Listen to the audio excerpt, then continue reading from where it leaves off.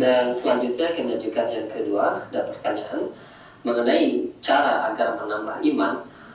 Mohon nasihatnya untuk kami para istri agar tidak masuk ke dalam mayoritas penduduk api neraka, Ustaz.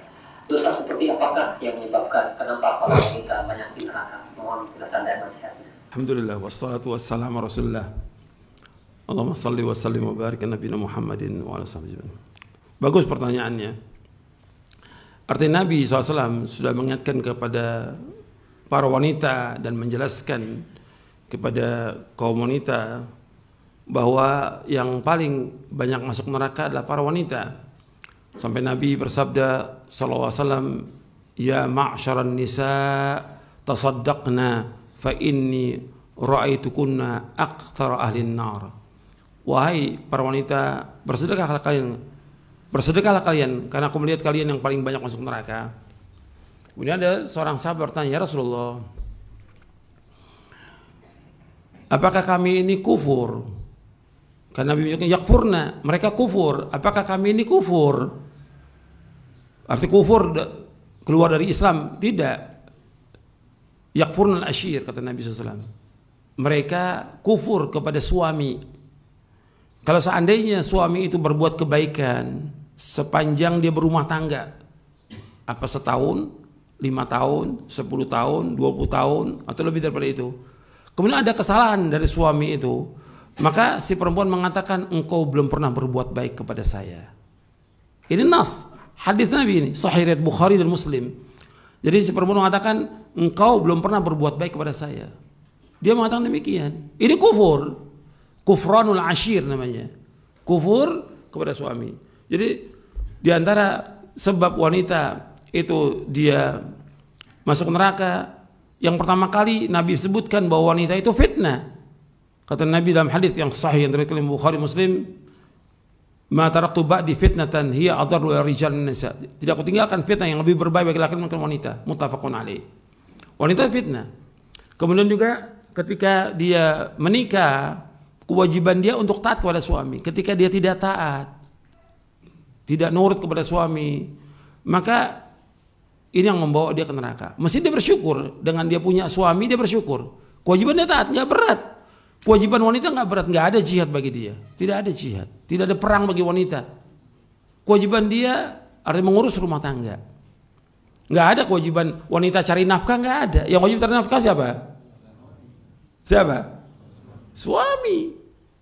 Allah berikan laki-laki kelebihan. Ar-rijalu qawwamuna 'alan nisa bima faddala Allah ba'dahum 'ala ba'd wa bima anfaqu min amwalihim fas-salihatu qanitatun hafizatun lil ghaibi bima hafizallah.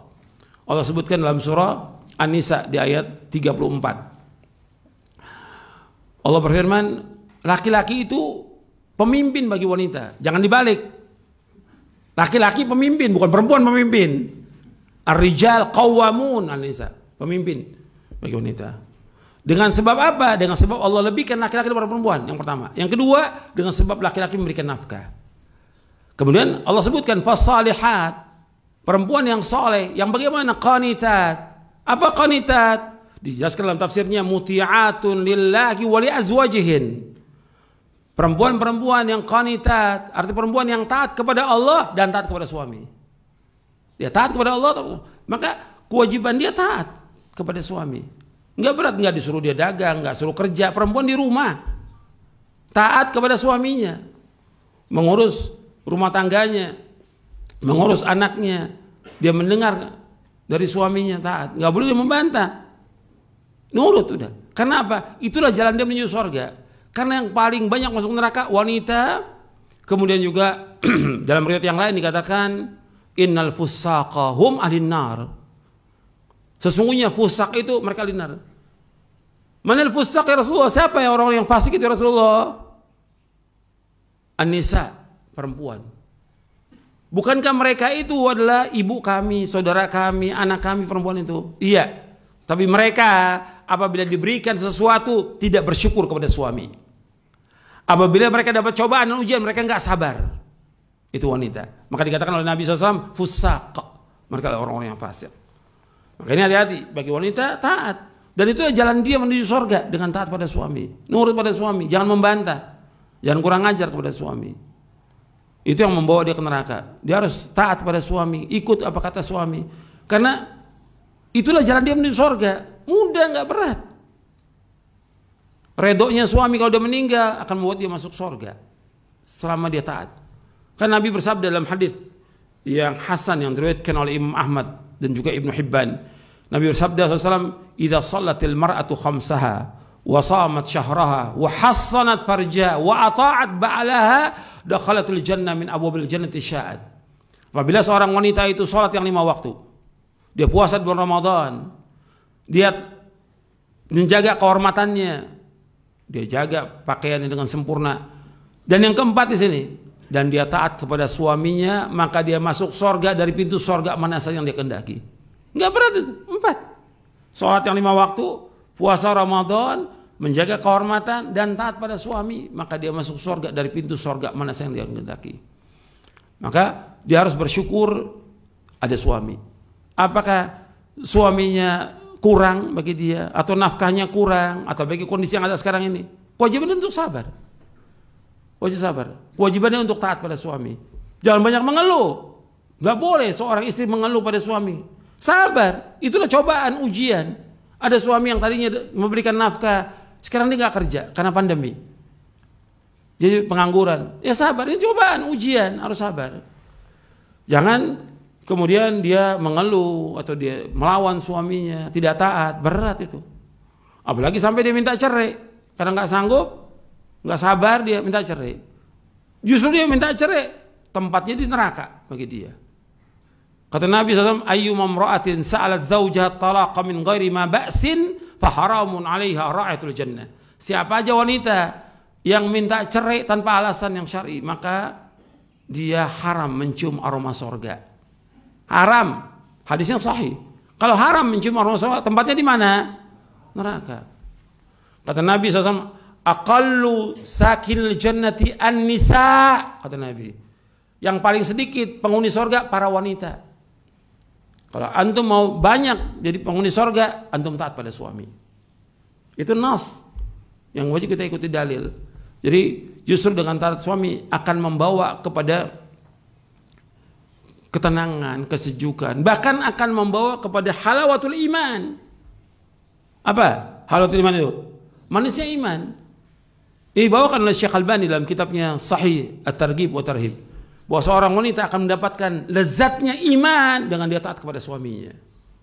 Itu dibawakan oleh Syekh Albani dalam Sahih At-Targhib wa Tarhib, bahwa Nabi SAW bersabda, "Lau amartu ahadan ayasjuda li ahadin la amartul mar'ata an tasjuda li zawjiha min idhami haqqi 'alayha wa la tajidu imra'atun halawatal iman hatta tuaddiya haqqa zawjiha walau sa'ala nafsaha wa hiya ala dhahri qatabin."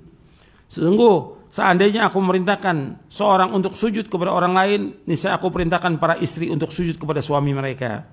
Dikarenakan besarnya hak suami atas mereka, tidaklah seorang istri mendapatkan manisnya iman sampai dia memenuhi hak suaminya. Dan kalau seandainya suami minta dilayani sementara ia sedang berada di atas pelana unta, maka dia tidak boleh menolaknya. Hadis ini diriwayatkan oleh Imam Hakim dalam kitabnya Al-Mustadrak dan dikatakan sahih, disepakati atau disetujui oleh Imam Az-Zahabi, dan juga dikatakan oleh Syekh Albani hadis ini hasan sahih. Dan antum bagi wanita bersyukur antum punya suami. Kalau suami umpamanya dia punya istri 2 atau 3, ya harus sabar, itu udah Allah takdirkan demikian. Dan itu syariat dalam Islam, nggak boleh kita menolak. Oh saya nggak mau, kalau di madu saya mau cerai, nggak boleh minta cerai. Bukan alasan syar'i, gitu. Dan itu alasannya kan yang dikemas dengan berbagai macam kemasan ya sudah. Suami saya nggak sayang, suami saya begini. Padahal intinya apa? Bahwa suaminya kawin lagi. Gitu. Itu perempuan. Karena apa? Tipu daya wanita sangat besar. Inna kaidakunna azim. Kalau setan, meskipun hebat tipu dayanya, inna kaida syaitani kana dha'ifa. Tapi kalau untuk wanita berat, macam-macam sudah. Bagaimana dia menipu orang tuh luar biasa, menipu suaminya dengan ngambek, dengan nangis, dengan segala macam sudah. Makanya kita harus hati-hati juga gitu. Kepada wanita. Kenapa? Allah menyebutkan dalam Al-Quran bahwa wanita itu apa? Musuh. Ya ayyuhalladzina amanu inna min azwajikum wa auladikum aduwwan lakum fahdharuhum. Wahai orang beriman, sesungguhnya di antara istri kamu dan anak kamu lah musuh bagi kamu. Hati-hati kepada mereka. Yang menyuruh hati-hati Allah dalam Al-Quran. Tapi Allah menyuruh apa? Untuk banyak memberikan maaf. Wa in ta'fu wa tasfahu wa taghfiru fa innallaha ghafurur rahim. Kamu berikan maaf, itu baik buat kamu. Allah Maha Pengampun dan Penyayang. Tapi disuruh kita sabar menghadapi wanita itu, disuruh sabar. Tapi wanita juga harus tahu diri, dia wajib taat sama suami, harus nurut kepada suami. Jangan ngebantah, jangan dia kemudian banyak menuntut, jangan. Sabar. Jadi ini ketentuan syariat yang harus kita ikuti. Sudah panjang kalau kita bicara soal masalah ini. Saya ada nulis buku yang antum bisa baca, Panduan Keluarga Sakinah. Ada penjelasan di situ tentang hak suami, hak istri yang wajib dipenuhi. Dan kita selalu berharap bagi setiap rumah tangga itu yang mendapatkan sakinah, mawaddah, warahmah dalam rumah tangganya. Itu yang benar. Berdoa kepada Allah. Rabbana hab lana min azwajina wa dhurriyyatina qurrata a'yun waj'alna lil muttaqina imama. ربنا آتنا في الدنيا حسنة وفي الآخرة حسنة وقنا عذاب النار. Mudah-mudahan apa yang saya sampaikan bermanfaat untuk saya dan teman-teman sekalian. Kurang lebihnya saya mohon maaf. Wassalamualaikum warahmatullahi wabarakatuh. Subhanakallahumma bihamdik asyhadu an la ilaha illa anta astaghfiruka wa atubu ilaik. Assalamualaikum warahmatullahi wabarakatuh.